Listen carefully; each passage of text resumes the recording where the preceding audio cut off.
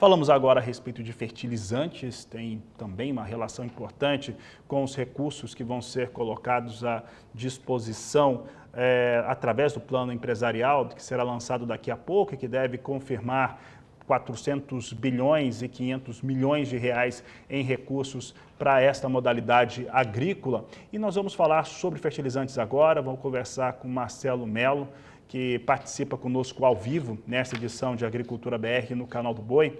E Marcelo, eu vou começar perguntando algo que estava inclusive meio fora da pauta, mas que tem a ver com o momento de hoje. Tem o lançamento do Plano Safra empresarial daqui a pouco, tem os recursos. Nós vimos os representantes de alguns setores, como de máquinas agrícolas, dizendo que o setor está parado, esperando a confirmação dos dados e esses recursos ficarem disponíveis de fato, as suas taxas também sendo praticadas. Em relação a fertilizantes e a outros insumos, ocorre um movimento semelhante, ou seja, produtor precisando desses recursos para fazer aquisições? Boa tarde, seja bem-vindo.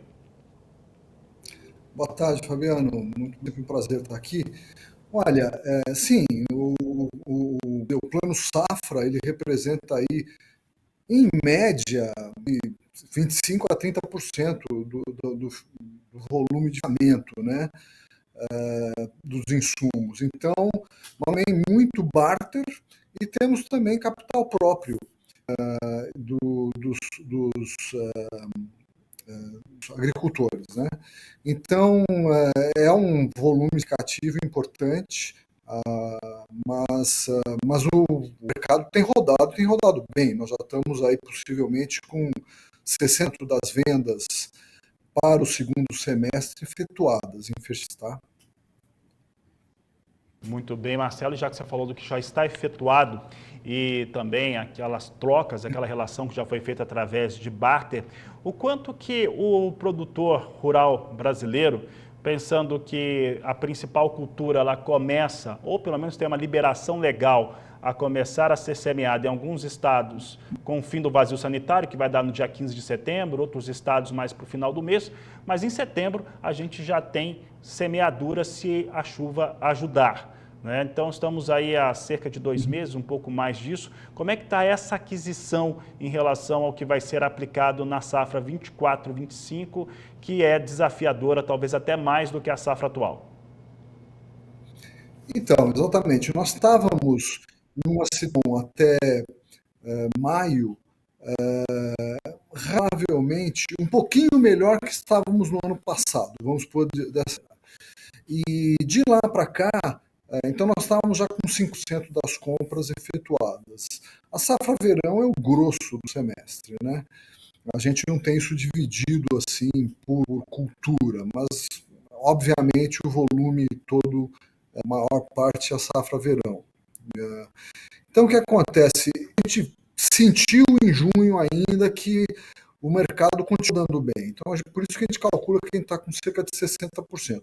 Mas, no acordo com a pesquisa que a gente faz, pela estrutura das que a gente pede, porque tem que ser uma coisa simples do produtor rural responder. É muito complicado, né? Tendo que fazer muita conta é muito difícil. Então, pela pesquisa, o máximo que pode chegar é 87% das compras. Quando tiver comprado tudo, a pesquisa vai indicar que tem 87% comprado. A gente está com 60 e pouquinho já efetuado até lá. Isso significa que falta uma parte já menor, 20%. E é verdade, a gente sente isso. Eu tenho a impressão que os grandes produtores, os grandes produtores rurais e a maioria dos médios já compraram. Agora, daqui para frente vem os pequenos produtores que acabam ali praticamente muito próximo do plantio. Mas isso outro dia até eu via um artigo interessante, Valor, dizendo que a Embrapa fez uma pesquisa e assustou com o volume de pequenas propriedades e a produção dessas propriedades. Ou seja, esse volume também não é inexpressivo, não, é bastante isso que eu estou querendo colocar.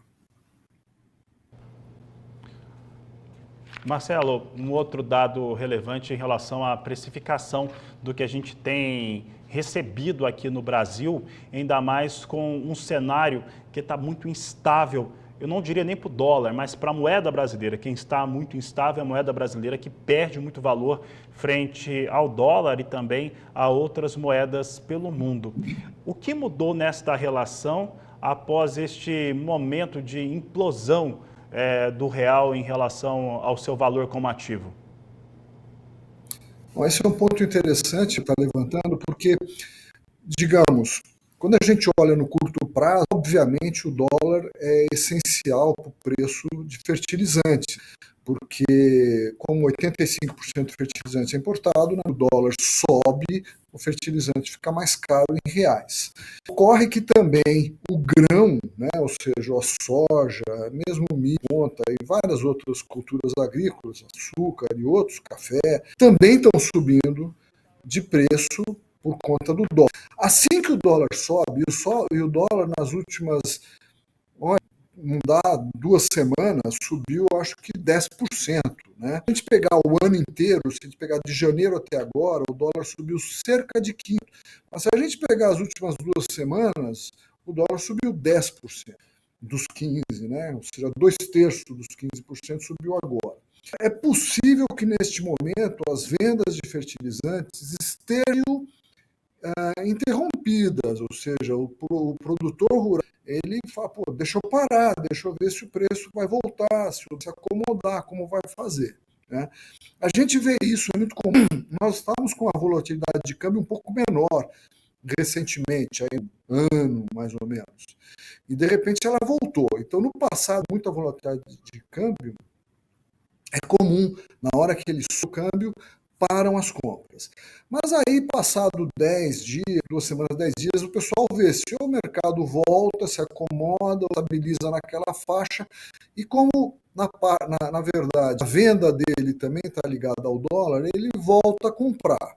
Agora nós estamos num momento importante, porque ele não pode atrasar muito mais. Nós estamos chegando, como você, a 2 meses de começar o plantio em algumas áreas.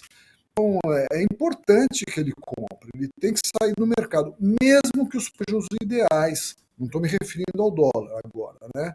Estou referindo, por exemplo, os 2 produtos mais importantes para a safra verão vão ser o fósforo e o potássio. Né? Óbvio que também tem uma primeira safra de milho, que é relevante e importante, mas a maior parte, o grosso, é a soja. Né? E se você olha o fósforo teve o preço dele em dólar, porque teve estável desde novembro do ano passado a final de maio, até a última semana de maio. Ele estava com em dólar por tonelada, ele mexeu muito pouco. Então, o melhor momento de compra nesse momento, considerando isso, foi em meados de maio, porque o preço era o mesmo por 7 meses em dólar por tonelada. Mas aí ele começou a subir, porque aí o Brasil começou a comprar com força, e de lá para cá, o PIB, que é uma referência para o fosfatado, né, 10% em dólar, além do assunto do dólar que a gente está falando, além do aumento da taxa de câmbio. Não é? O potássio, por outro lado, é uma boa, porque o potássio, o preço está estável, basicamente estável esse ano todo, uma variação muito pequenininha, desde agora variou 6%, sendo que nas últimas, desde abril, ele está parado no mesmo preço em dólar, está direitinho. Como consequência disso tudo, a relação de troca fósforo está ruim, porque também a soja está caindo um pouco tonelada em dólar por bushel, em Chicago. Então, a troca do fósforo do MAP para a soja está muito perto da faixa de 30% piores relações de troca. E a do potássio está excelente, ela está exatamente no oposto, 30% piores relações de troca. Né? Então, o potássio é uma espécie de uma boia saída para digerir um pouco melhor o problema do fósforo.